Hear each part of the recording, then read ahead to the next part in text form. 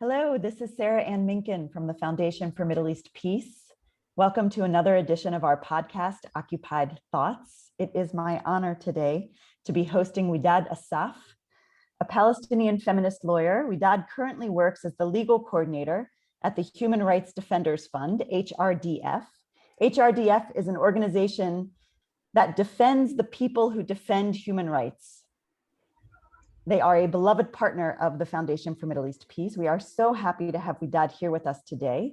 Before working at HRDF, Widad worked at Amnesty International and at Physicians for Human Rights. You can see more about her on our website, www.fmep.org. Widad, thank you for being here. Thank you. I wanted to ask you to start. Will you tell us a little bit about yourself? Where are you from? Where are you located now? Yeah, thank you for the invitation. And I find it really important to talk about what's going inside of 48. And today I'm in Haifa. I'm, as you said, I'm a Palestinian who live in Haifa.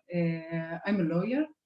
And I'm also interested in queers issues and the intersectionality between queers and human rights issues and feminists.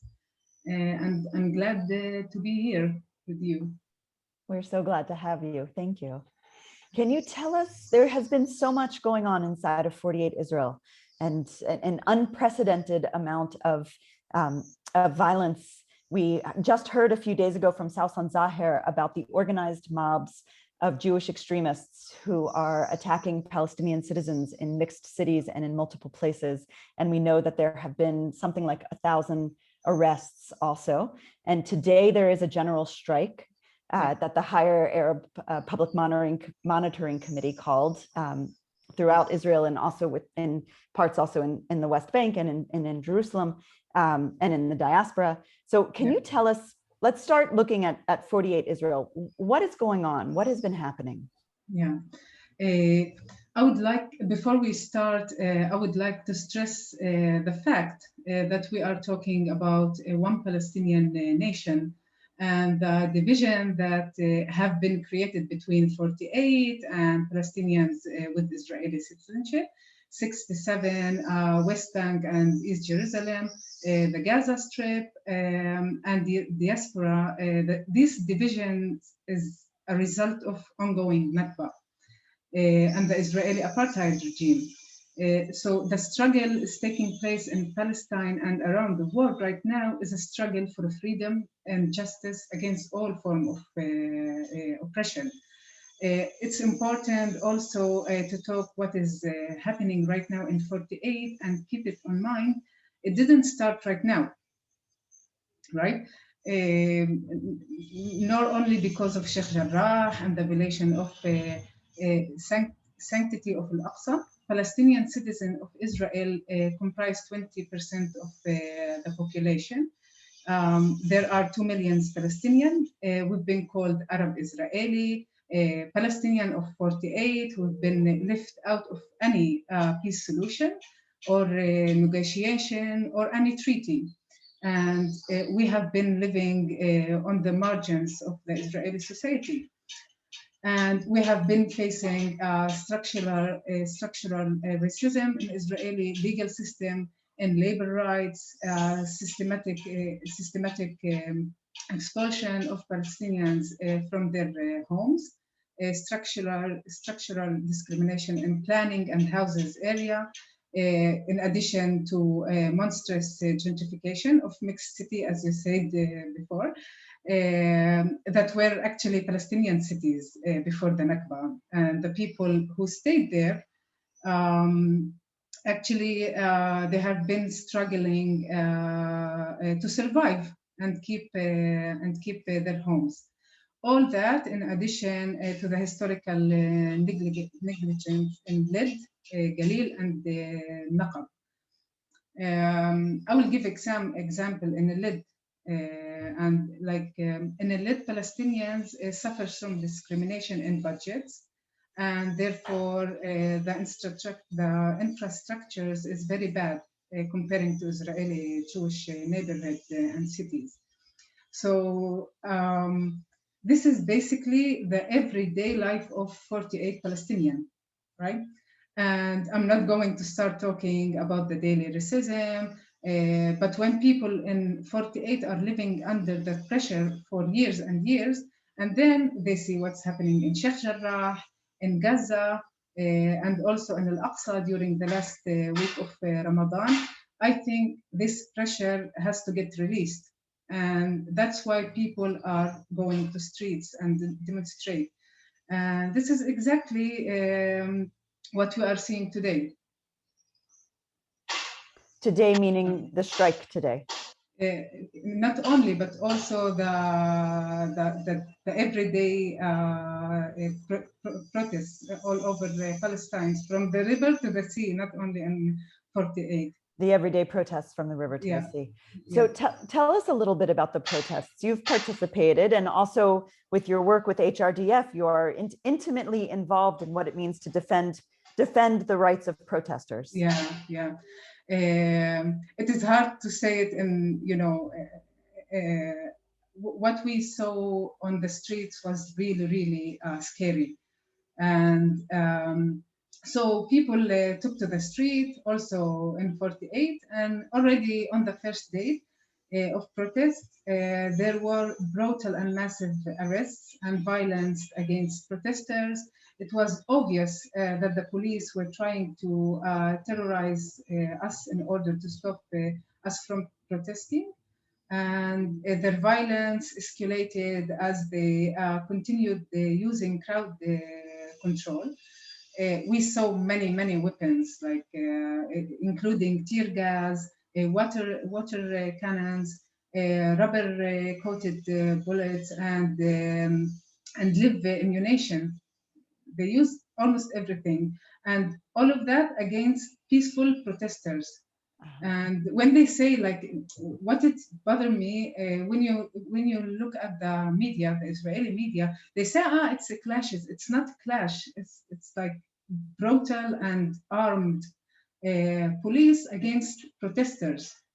And already in the first 2 days of the protest, there was 151 arrests of protesters and hundreds of injuries. That's the situation in the and I think also we can talk about it later, but also there were like violations against minors, and also they banned lawyers to see protesters. They tried everything possible to just like violate the rights of Palestinians. So let's unpack that part now. So what the latest figures that we just talked about are 1,000 people arrested inside of Israel over the last week or so. Something like 850 of them are Palestinian citizens. You were just telling me that all of the indictments were against Palestinians. So tell us a little bit. So you're about what people's rights are supposed to be according to the law, and what has been happening to people once they've been arrested. Okay, I will. Let me start with. It's funny, but because many people abroad think that 48 Palestinians have equal rights, and today there is more than 60 laws that discriminate against Palestinians living inside Israel in all fields, in education, health, housing, and land ownership. And for example, during the last 2 weeks of protests, people who were indicted are in court are Palestinians. The ones who are indicted are Palestinians. So Yani, this is something that very important to keep in mind, since we saw that Israeli took to streets, lynch Palestinians, march while armed, and with fully protection of the Israeli police in Palestinians' neighborhoods. Also, they marked Palestinians' houses, even broke into some houses and attacked the people in them, vandalized Palestinian properties and businesses, and burned cars. And none of these people were prosecuted. Like, yeah. So yeah, some were arrested, but they then released, and zero of them are like, they are free now. So needless to mention, there were attempts to interrogate those people. Some of them are minors, Palestinians minors. So before they met lawyers, and they were prevented access to water, food, and also to bathrooms, without keeping any COVID regulations. Like, I heard testimonies from lawyers who visited the detainees. They told us that there were like 18 detainees into small rooms without any COVID regulation, no access to water, nothing. Yeah. Wow. So yeah. Wow. Yeah. Thank you. Yeah. There is also, yeah. You can go. Yeah. Okay. Yeah. So you've talked a little bit about so Palestinians are being arrested for participating in protests. Yeah. Also for social media. Exactly. Will you tell us about that, please? Yeah. Actually, it started. We started, hearing about people being arrested or getting called for interrogation by the police and the Israeli Shabak for Facebook posts, and that include a picture of Al-Aqsa or expressing their opinion. In addition, people are getting fired and being threatened to get fired from their jobs for expressing their opinion on social media, and or for joining the strike today. We saw it also in 2014 as people were standing with Gaza against the brutal Israeli bombardment there. So yeah, it's nothing like what we are facing today. We saw it also in 2014 regarding posts on Facebook or social media or fire. Like, we saw it. These tactics have been used before also. So you're familiar. Yeah. When we started talking a few minutes ago, Widad, you talked about the ongoing Nakba. What does that term mean? Like Israel or the Zionists tried to say that, okay, there is no Palestinians in Israel. There is the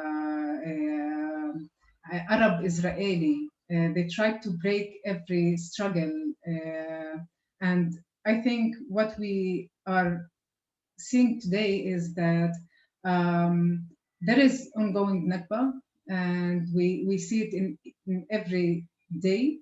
Like, this is our daily. We face discrimination, oppression, threats. So this thing won't stop until the Palestinian will get freedom. So yeah, it is an ongoing Nakba. Yeah.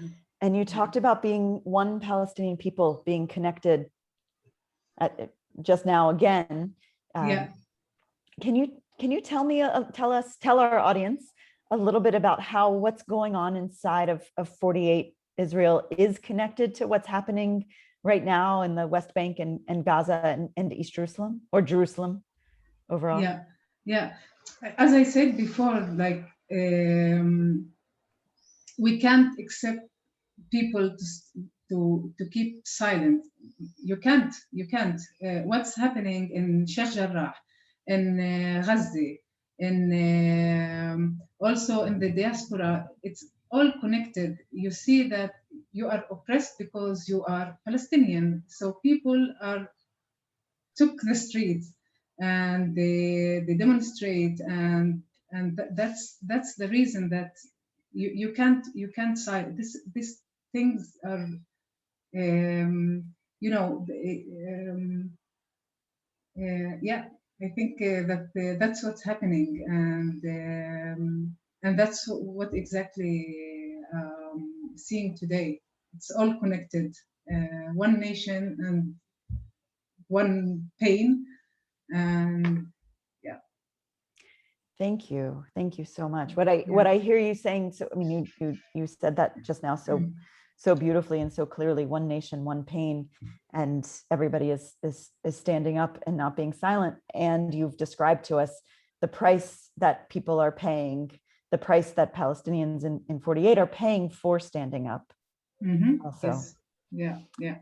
And I know that right now we're taking your time. You are exceptionally busy right now, and I know that there's a march you're hoping to go to right now also. So I don't want to keep you for much longer, but I want to ask you, is there anything else you want to tell this American audience, or you want us to know? And you should know that our audience is not only American, but is mostly American, but contains a lot of Palestinians in the diaspora, and also a lot of Jewish Americans, and a lot of people who are simply interested and care about Palestine, Israel, while not being Jewish or Palestinian.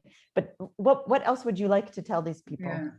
I think like it's also important to know that all the things that I mentioned before, the tools that they are trying, they are using, actually they are trying to break our spirit and to break apart our social tapestry and stop us from struggling for our freedom and our rights. So today, general strike has been declared in Palestine, as I said before, from the river to the sea. And people are organizing marches, paintings, and in their own towns and cities, and cleaning the streets and joining together in love and power for Palestine. And there is also a call for international solidarity with Palestine, because standing with Palestine is standing with justice and freedom against colonialism and oppression everywhere in the world, and today and every day. So stand with us. Thank you.